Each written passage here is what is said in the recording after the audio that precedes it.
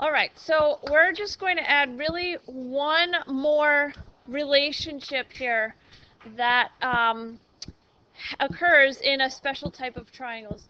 These are all about isosceles triangles, and then we'll talk a little bit about equilateral triangles also. All right, so starting with isosceles.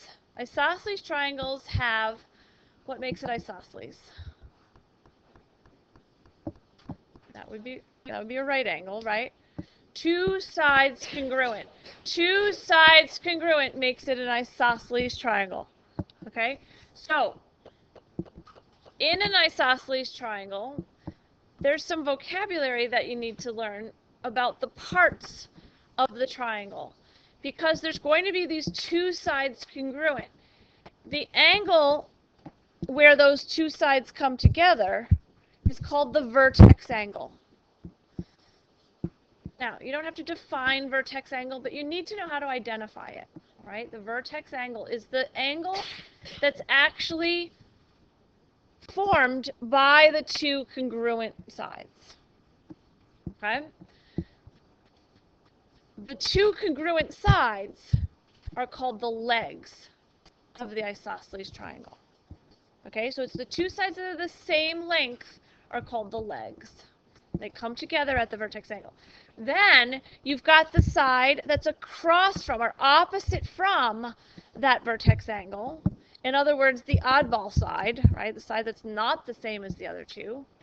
That is called the base. And then the two angles that are kind of connected to that base are the base angles.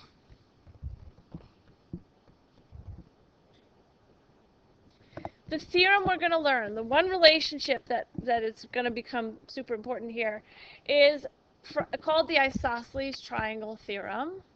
And it just simply says that if you have two sides of a triangle that are congruent, then you also have two angles that are congruent.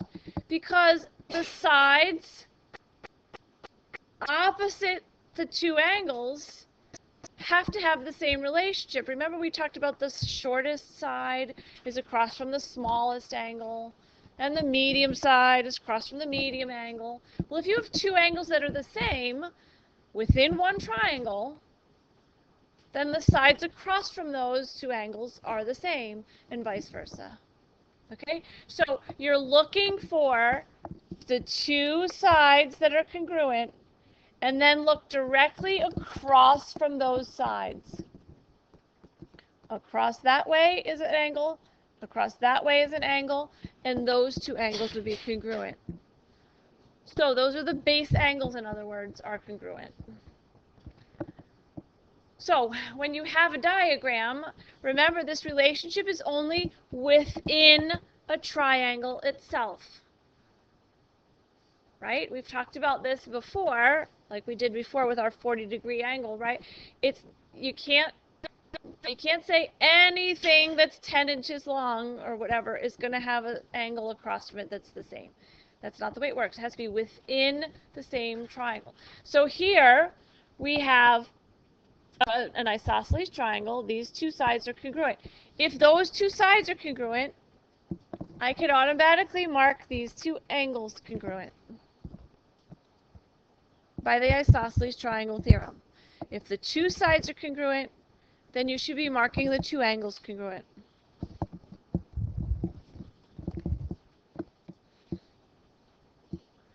Well, if those two angles are congruent and angle D has a value of x, then what's the value of angle F? X also. Now, what equation could I write to solve for x in this triangle? X plus x plus 30. Good.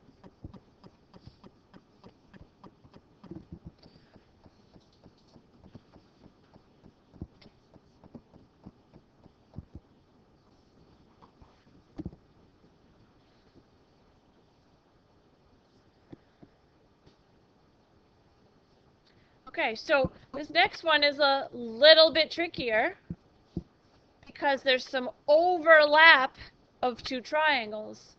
but they are both isosceles triangles. So I'm going to kind of try to color code things here. Let's look at the smaller triangle first.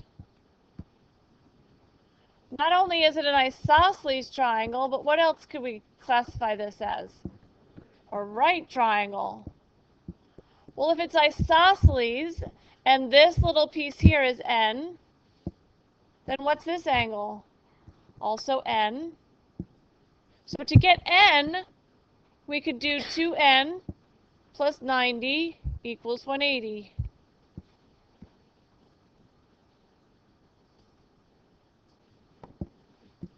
So n is 45 degrees.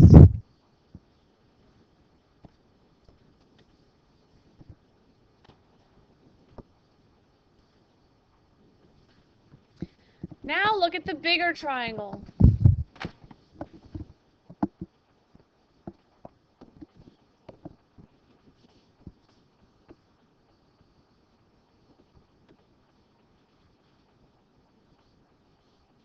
If the bigger triangle is isosceles, then the two base angles are congruent as well.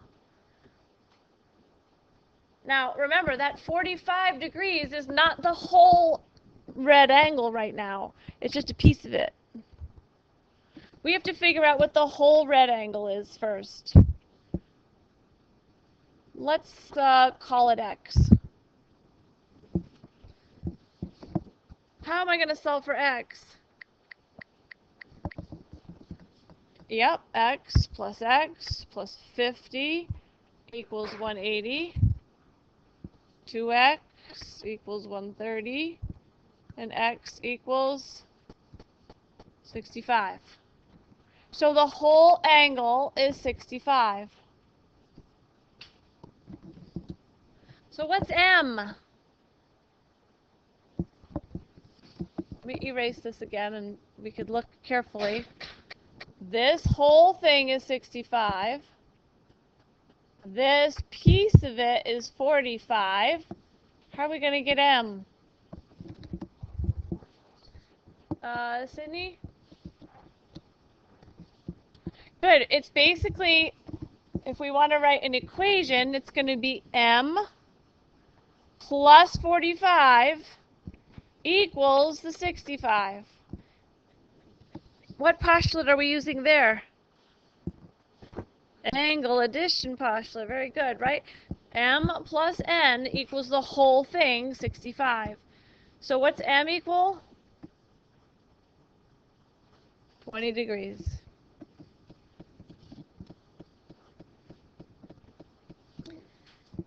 Now, I knew I had to find that whole angle, and I called it x, because I just wanted to come up with a variable. Be careful that you don't use a variable that's already used in the diagram. If there was already an x somewhere in this diagram, I can't call some unnamed value x. I had to pick something different than what's already used. All right, so just be careful of that.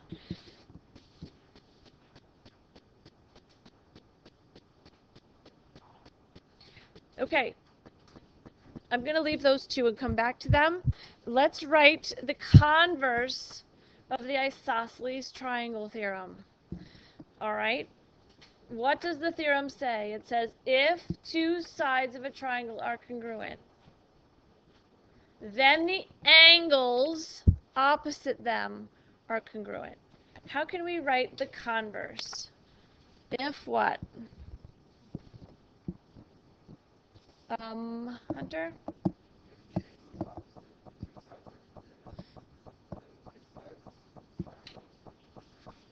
Yep, that's right. If the angles opposite from two sides of a triangle are congruent, then those two sides are congruent. You're basically saying, now if we have a diagram where instead of them marking the sides congruent and we mark the angles congruent, now you might get a diagram where they marked the angles congruent and we can mark the sides congruent.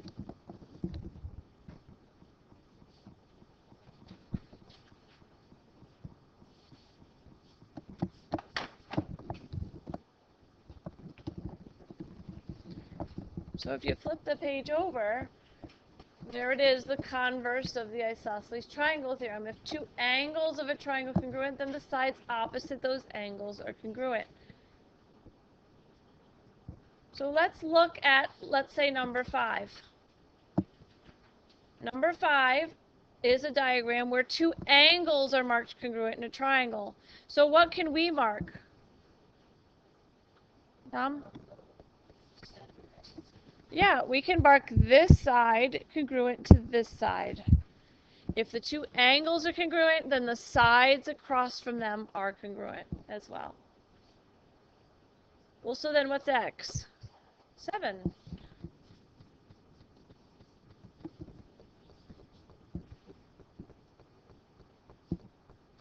Let's look at number 6. What can I mark congruent? Let me put some letters on here so you can give me sides or angles. Which angles could I mark congruent in number 6? Not A and C. So look at the sides that are congruent. It has to be the angles across from those two sides. Sydney? A and B. Right? Because that's across from that side. And B is across from that side. So you have to be very careful. It's not always standing up so that the base angles are on the bottom. Sometimes the base angles are turned a little bit. So we can mark angle that's 54 degrees, the same as angle B. So what's this equation going to say?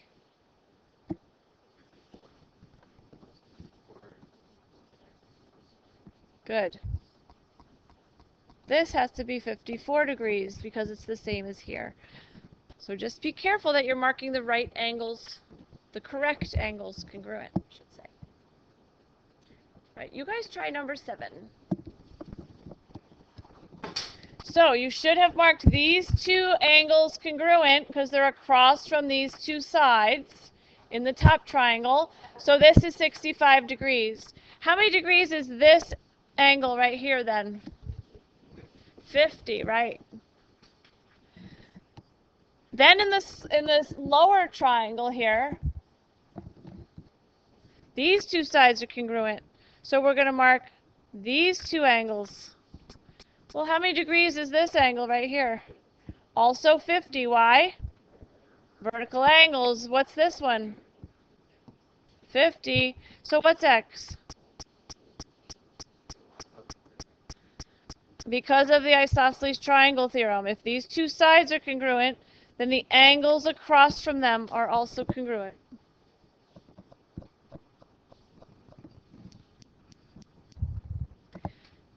Okay, so there's a corollary to this theorem. A corollary, kind of a funny word, is basically sort of some truth that follows from a theorem. It's like, well, if that theorem's true, then naturally this follows. This also has to be true. And so it involves an equilateral triangle.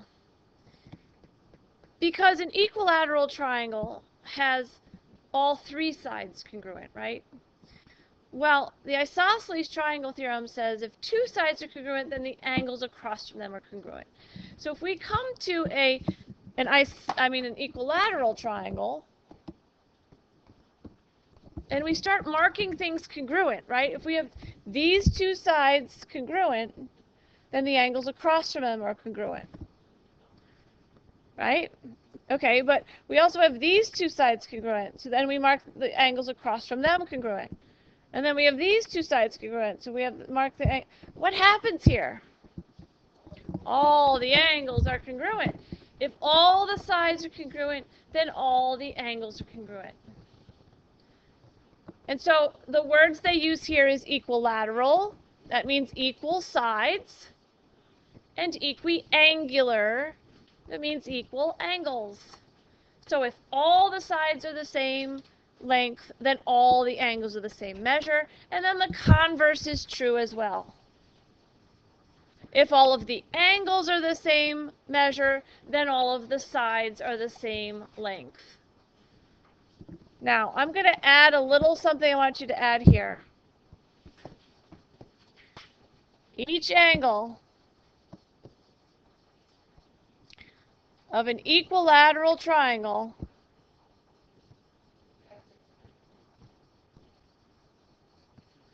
equals how many degrees? Has to be 60, right? Because if they all add up to 180, and it's split evenly into 3 angles, we just do 180 divided by 3, and that's 60 degrees each. So whenever you see an equilateral triangle, all the angles are 60 degrees. So let's look at this last problem here. Triangle BCD, all the sides are the same length. So we automatically can mark 60 degrees, 60 degrees, 60 degrees.